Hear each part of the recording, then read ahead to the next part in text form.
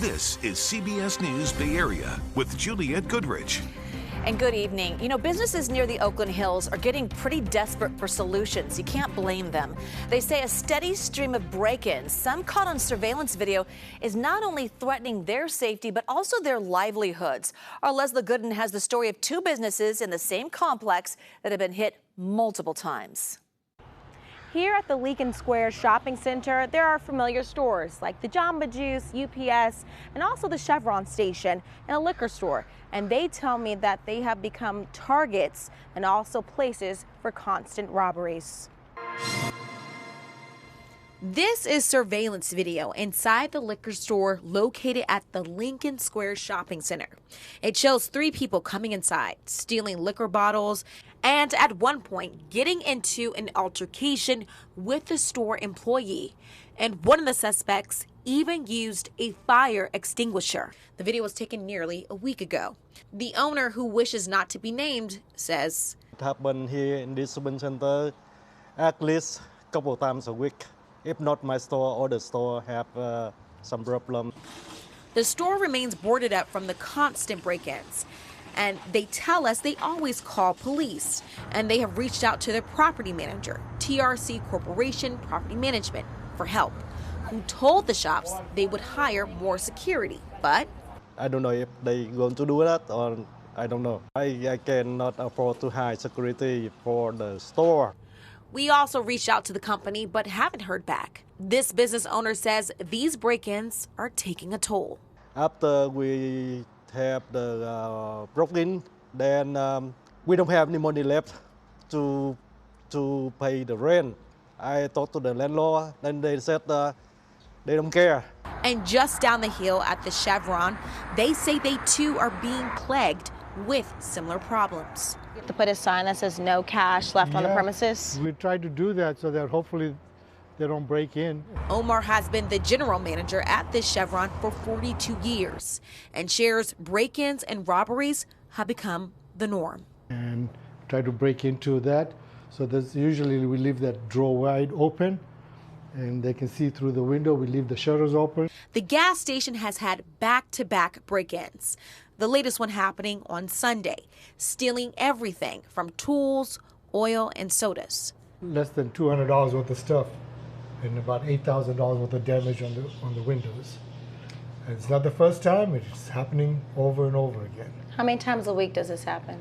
Well, apparently last couple of weeks we've had 3 break-ins. Omar adds that the gas station is locally owned and they have reached out to Oakland police each time a break-in happens. That's when I called 911, telling them I have an intruder, in their location, but obviously they couldn't make it. They came very next day to respond to that. Who did? OPD. They did not come at that time because they were busy. We also reached out to OPD and were told in an email. We are still awaiting a response from our burglary unit. The crime analysis section advised they will look at the data, but the earliest they could respond would be Tuesday. Omar says he and other store managers talk daily about this and would like more police presence, but says they're not sure what else to do. Now I'm doing my best to run a business, trying to make ends meet. Tough to survive to make payroll and break up and other things. I don't know what to tell you. And the shops tell me that they just want help and support on how to find the best solution with this problem. Leslie, thank you, and thanks to that owner for talking to us. You know, it's not just that neighborhood. Neighbors in Oakland's Laurel District who are considering hiring private security because of the continued lawlessness. So Mayor Sheng Tao said last week that the police department does plan to hire more civilian investigators to help solve crimes. The city also plans to install 300 new license plate readers. All right, some other news, and pretty unsettling. An East Bay pilot has been charged with 83 counts of attempted murder after authorities say he tried to shut down the engines of a flight to SFO. So take a listen to the pilot right after it happened. We've got the guy that tried to shut the engines down out of the cockpit. So that was one of the pilots in there, and the suspect is Joseph Emerson from Pleasant Hill. He works for Alaska Airlines. He was riding in the jump seat from near Seattle to San Francisco. The airline says the captain and the first officer were actually able to secure the plane before it lost power. The flight was diverted to Portland. So earlier today, we did catch up with some of Emerson's Pleasant Hill neighborhoods. Here's what they said. It's really shocking. I'm really glad that they were able to take care of everything and not jeopardize the passengers, but maybe that pilot needs some help of some sort. So at this point, there's no word on why he tried to pull the lever to try and shut off the engines. Alaska Airlines says all the passengers were able to get to San Francisco on other flights safe.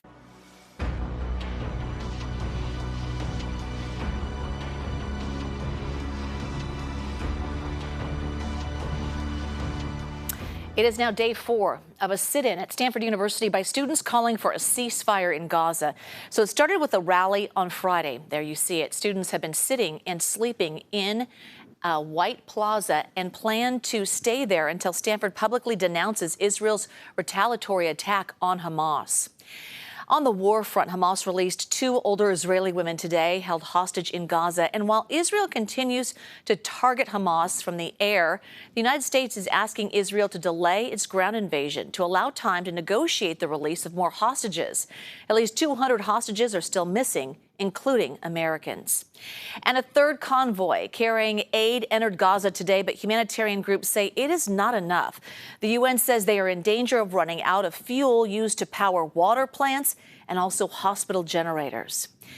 You know, we've been seeing the terrifying images of war, not only from Gaza, but also from Ukraine. It is something that the Leshensky family knows all too well. Thankfully, they were able to escape the war. For the past year, they've been looking for a place to call home here in the Bay Area. As John Ramos shows us, that wish finally came true with the help of some handy volunteers.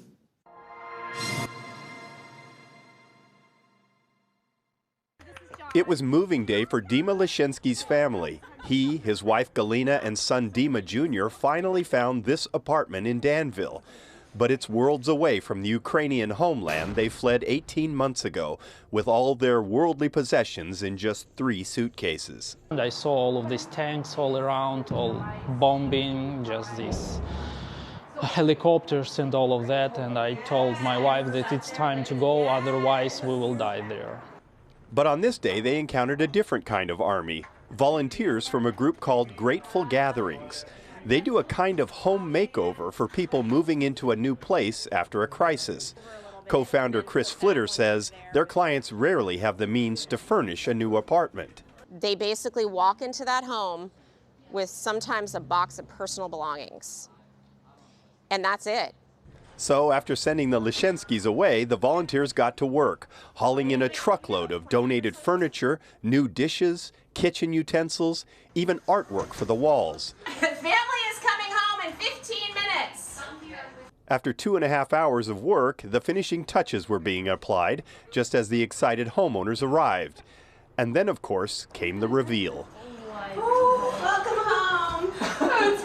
It's really home. Oh my God. Guys, you're amazing. As they toured room by room, Galina was overcome with gratitude and offered on the spot to become a volunteer as a way of paying it forward. She has never had this, you know, even there in Ukraine. So the fact that she's going to be able to have that here in America, like, it's just like, yay, go us. Like, you know, it's so amazing. The community comes together like this. From hell to heaven, like jump from the most unsafety place to the most safest place in California. It's like, I don't know, it's just miracle, it's fairy tale, or what is this? It's something unbelievable, definitely.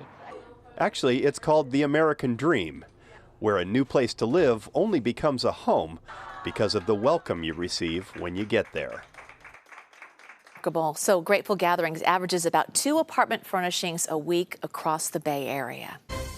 All right, look at this one. Vern Glenn Oh, yeah, he takes the mic as the Warriors take the court. What's he doing? Playing in his 13th year out of Washington State University, number 11, Klay Thompson! He's so serious. Will he get a new job as the season kicks off? As the Warriors' new hype man, will they want him? We'll let you know.